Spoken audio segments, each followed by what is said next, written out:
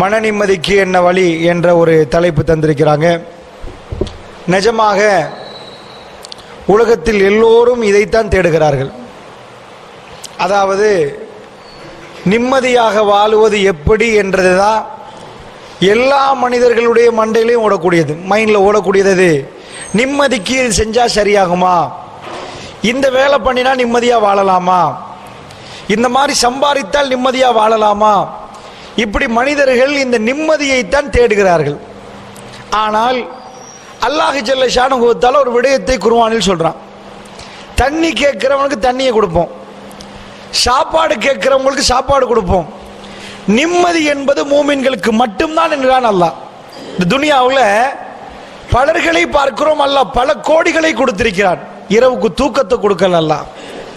எல்லாத்தையும் வைத்துக் கொண்டிருக்கிறவர்களுக்கு தன்னால் தூங்க முடியாது என்று அங்கலாய்க்கிறாங்க. அப்படிப்பட்ட ஆட்கள் நம்ம பார்க்கலாம். சில மனிதர்களை பார்க்கலாம், அல்லாஹ் ஜல்ல ஷானுஹு தஆலா நிறைய அறிவை கொடுத்திருக்கிறான், ஆற்றல்களை கொடுத்திருக்கிறான். ஆனால் அவர்களுக்கு என்ன, எப்ப பார்த்தாலும் மனசுக்குள்ள ஒரு சோர்வை, ஒரு டிப்ரெஷன், ஒரு கவலை. ஏன் அந்த கவலை வருதுன்னு அவர்களுக்கே தெரியாது. இப்படி பலர்கள் பலவிதமானவர்களை இந்த உலகத்தில் நாம் பார்க்கலாம். அதனால அல்லாஹ்வுடைய நல்லடியார்களே, திடீர் என்று சில சம்பவங்கள் நடக்கும், எதிர்பார்த்து இருக்க மாட்டோம். வாழ்க்கையில் நடந்த பிறகு சொல்லுவோம், எதிர்பாராத விஷயங்களை நாம் கடந்து வருகிறோம். இப்படி ஒரு விஷயத்தை நான் எதிர்பார்க்கவே இல்லை, இவ்வளவு அவசரமா நடந்து முடியும் என்று நான் நினைத்தே பார்க்கல. அப்படியான சில விடயங்கள் எல்லாம் வாழ்க்கையில் நினைத்து பார்க்காத நிமிடங்களில் நடக்கும். அல்லாஹ்வுடைய நல்லடியார்களே, இப்படி இந்த துனியாவில் நடக்கிற நேரம், முழு இப்ராஹிம் நபியுடைய வரலாறுல நீங்க எங்க காட்டினாலும் உலகத்தில் மிக சிறந்த அடியார்கள் இப்ராஹிம் நபி எடுப்பீங்க, எங்க காட்டினாலும் ஒன்றை காட்ட மாட்டீங்க. இப்ராஹிம் நபி இத்தனை தஹஜ்ஜத் தொழுதார், இத்தனை 1000 தர்மம் பண்ணினார், இத்தனை ஆட்டு மந்தைகளை தர்மம் பண்ணினார், இவ்வளவு வீட கொடுத்தார், காட்ட மாட்டீங்க. ஒன்றை காட்டுவீங்க. இப்ராஹிம் நபி நெருப்ப போட போக்கல ஹஸ்பி அல்லாஹு வ நிஅமல் வக்கீல் சொன்னார், என் ரப்பி எனக்கு போதும், அவன் எனக்கு பாதுகாப்பான். அல்லாஹ் அதை ஹைலைட் பண்ணுவான். இப்ராஹிம் நபியை கொண்டு போய் குழந்தைய கொடுத்த உடனே, ஆஹா இவ்வளவு காலமா அழுது கேட்டனே. நாங்க நிறைய கேட்கிறோம் அல்லாஹ்ட்ட. இப்ராஹிம் நபி கேட்டதுல ஒரு ஸ்பெஷலா அல்லாஹ் சொல்றது ஒன்றுதான். எது? இந்த துனியாவுல புல்ல அவ்வளவு இறக்கும், அவ்வளவு இறக்கும். 7 போய் சூரத்துல் பக்கரா 125 படிச்சு பாருங்க, உங்களுக்கு வழங்கும். நாங்க துவா கேட்டா, யா அல்லாஹ் எனக்கு என் குடும்பத்துக்கு. இப்ராஹிம் நபிய முழு துவாவும் வமின் ஸுர்ரியத்தி வமின் ஸுர்ரியத்தி வமின் ஸுர்ரியத்தி, என் சந்ததி என் சந்ததி என் சந்ததி. வாழ்க்கையில எதிர்பாராத சம்பவங்கள், எதிர்பாராத நேரத்தில் எதிர்பாராத விடயங்கள் நடக்கும். அந்த நேரத்தில் இந்த கல்பு துடிக்க ஆரம்பிக்கும், பதற ஆரம்பிக்கும். நான் நினைச்சே பார்க்கல, இப்பதான் சிரிச்சு முடிஞ்சேன், சிரிப்பு முடிய முன்னாடி அழுக வந்துட்டு என்று சிலர்கள் துடிக்க ஆரம்பிப்பாங்க. அல்லாஹ்வுடைய நல்லடியார்களே, அப்படி என்றால் என்ன, இந்த மாதிரியான சோதனைகள் வருகிற நேரம் இதை நிப்பாட்டுவதற்கு ஏதாவது வழிகள் உண்டா அப்படின்னு ஒரு ஆய்வு நடத்தி பார்த்தா ஒரு விடயத்தை மட்டும் நான் சொல்லுவேன். இந்த உலகத்தில் பிறந்த எந்த ஜீவனுக்கும் ஒரு விடயம் முடிய இன்னொரு விடயம் வந்தே ஆகும் என்பதை திருக்குர்ஆன் சொல்லுது. இந்த மண்ணில கால வைத்தால், இது துனியா, இது ஜென்னா இல்ல, துனியாவுல கால வைத்த ஒரு ஆளுக்கு ஒரு விடயம் முடிய மறு விடயம் வரும். இப்பதான் ஒன்றை முடிச்சுட்டு திரும்புவீங்க, இன்னொன்று வந்து நிற்கும். அதை முடிப்பீங்க, இன்னொன்று வந்து நிற்கும். அதை முடிப்பீங்க, இன்னொன்று வந்து நிற்கும். இது ஓயாது ஓயாது என்பது மூமினுடைய பார்வை. ஒரு காலமும் ஓயாது. இதுக்கு அடுத்ததாக முடிஞ்சிருமா? இல்ல. ஆனால் ஒன்று முடிய ஒன்று வர்ற நேரத்தில் உங்க கல்பு சொல்லும், முடிந்தது லேசே, இப்ப அதை விட கஷ்டமே. இதை முடிக்க பாப்பீங்க, இன்னொன்று புதுசா வந்து விழும். அது ரொம்ப லேசா இருந்துச்சு, இது அதை விட ரொம்ப ஹார்டா இருக்குது.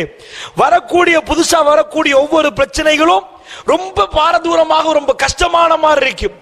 இப்படியான பிரச்சனைகள் வர்ற நேரம் மனிதர்கள் மனசு தளர்ந்து போறாங்க. எதுக்கப்பா துனியா வாழ்க்கை நினைக்கிறாங்க. சில பேர் தற்கொலை பண்றாங்க, சில மனிதர்கள் ஈமான விடுறாங்க. இது ஏன்னு தெரியாம துடிக்கிறாங்க. பிரச்சனை இல்லாத ஒரு வீடையும் நீங்க பார்க்க மாட்டீங்க. பெரிய பணக்காரரா இருந்தா சில வேளை அவருக்கு பிள்ளை இல்லாம இருக்கு. சில பேருக்கு பிள்ளை எல்லாம் கொடுத்தா அவருக்கு பணமே இல்லாம. நல்லடியார்களே, சில வீடுகளுக்கு சஹாபாக்கள் ஆச்சரியப்படுறாங்க, ஏன் வெற்றி? ரசூலுல்லாஹ் சொல்றாங்க, உடன்படிக்கை அவங்க சொல்றதெல்லாம் ஓகே, ரைட், இந்த அக்ரிமெண்ட்டுக்கு ஓகே. உமர் பின் கத்தாப் கோபுரம், யா ரசூலுல்லாஹ் எங்க வந்துட்டோம், தவாஃப் பண்ணாம காபத்துல்லா பார்க்காம நாங்க திரும்ப. ஒரு வாப்பா போய் ஐசியூல நிக்கிறார், புள்ள கடுமையா வேதனைப்படுகிறது. இப்ப அவருக்கு தெரியும், என்னுடைய ரப் என்னுடைய பிள்ளைக்கு கொடுக்கிற சுகம் நான் ஜிக்ர் செய்ய வேண்டும், அதுக்கு ஜிக்ர் பண்ணணும். யாருக்கெல்லாம் வபஷிரி, இந்த பலா எதுக்குன்னு பாருங்க, இந்த சோதனை எதுக்கு? அல்லாஹ்வுடைய நிஅமத்தை நினைச்சு பார்க்க. இப்ப புரியுதா உங்களுக்கு? உங்களுக்கு நோயை தந்ததெல்லாம் எதுக்கு? சுகத்தின் நிஅமத்துக்கு நீங்க ஜிக்ர் பண்ண. அல்லாஹ் உங்களுக்கு சொத்தை தந்து சொத்தை எடுத்தது ஏன்? சொத்தின் சுகத்துக்கு நீங்க ஜிக்ர் செய்ய. அல்லாஹ் உங்களுக்கு அன்பான குழந்தைகளை தந்தது எதுக்கு? அதை கொஞ்சம் தூரமாக்கினதுக்கு, அந்த சுகத்துக்கு அல்லாஹ்வுக்கு ஜிக்ர் செய்ய. அல்லாஹ்வுடைய நிலையில அல்லாஹ் 2 கண்ணை தந்து ஒரு கண்ணை எடுத்தா அந்த கண்ணின் பெருமதிக்கு நல்லடியார்களே நன்றாக புரிந்து கொள்ளுங்கள். ரசூலுல்லாஹ்வுடைய நீங்க எந்த பகுதியை நீங்க எடுத்து காட்டினாலும் அங்க பொறுமை இருக்குது. இஸ்தஈனு பிஸ்ஸப்ரி வஸ்ஸலா. உடனே கேட்ட உடனே நாங்க கேட்ட உடனே அல்லாஹ் தரணும்டா, அல்லாஹ் அடிமை இல்ல, நாங்க அடிமை. நாங்க அடிமை. நாங்க கேட்டதெல்லாம் அல்லாஹ் தரணும்டா, அல்லாஹ் அடிமை இல்ல. நாங்க கேட்டதிலே அல்லாஹ் விரும்பினதை தந்தா அவன் எஜமான். நல்லா புரிந்து கொள்ளுங்கள் பெரியவர்களே. தப்பான அபிப்பிராயங்கள், தஹஜ்ஜத் தொழுது நாங்க கேட்டா அது நடக்கணும், நாங்க அடிமை, அவன் எஜமான். அவன் எஜமான். அவன் அவனுடைய அடியார்களுக்கு விரும்பியதை கொடுப்பான், விரும்பியதை தாமதப்படுத்துவான். நீங்கள் வரலாறு நெடுகிலும் பாருங்க, கடைசி கட்டத்தில் தான் அல்லாஹ்வுடைய உதவி வந்து சேரும். அதனாலதான் குர்ஆன்ல எங்க பார்த்தாலும் இஸ்தஈனு பிஸ்ஸப்ரி வஸ்ஸலா, தொழுகையும் கொண்டு உதவி தேடுங்கன்னு மட்டும் வரல, பொறுமையும் தொழுகையும் கொண்டு உதவி தேடுங்க. பொறுமை அந்த தொழுகையோடு நிக்கணும். இத்தைவனத்தை புரட்டி போடப்பட்ட இந்த மிக பெரும் அற்புதம் பெரியவர்களே, இந்த துனியாவிலே பிரச்சனைகள் தருகிற நேரம் தீர்வையும் சேர்த்து தருவான் மோமின்களுக்கு. ஒரு காலமும் மோமின்களை அல்லாஹ் கைவிட மாட்டான். அவன் வாக்குறுதி மீற மாட்டான்.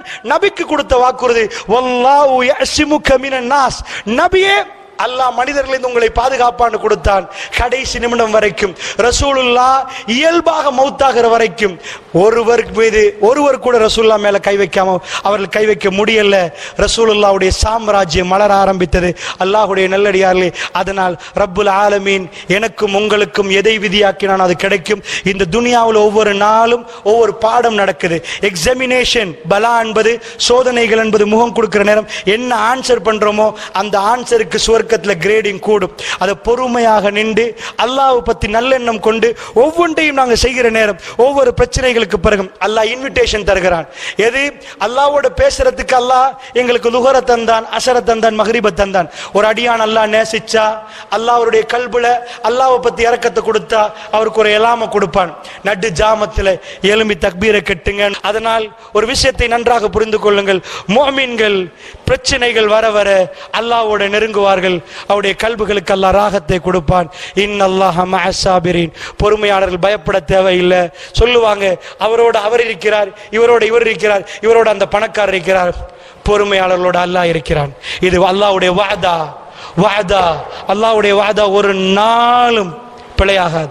அல்லாஹ் வாக்கு மோசடி செய்ய மாட்டான். பொறுத்து இருந்தால் அல்லாஹ்வை நீங்கள் பார்ப்பீர்கள். அல்லாஹ் ஜல்ல ஷானுஹு வ தஆலா நம் அனைவருக்கும் மிக பெரும் பாக்கியமான சொர்க்கத்தை தந்தருள் புரிவானாக. வ ஆகிர் தவானா அல்ஹம்துலில்லாஹி ரப்பில் ஆலமீன். வஸ்ஸலாமு அலைக்கும் வரஹ்மத்துல்லாஹி வபரகாத்துஹு.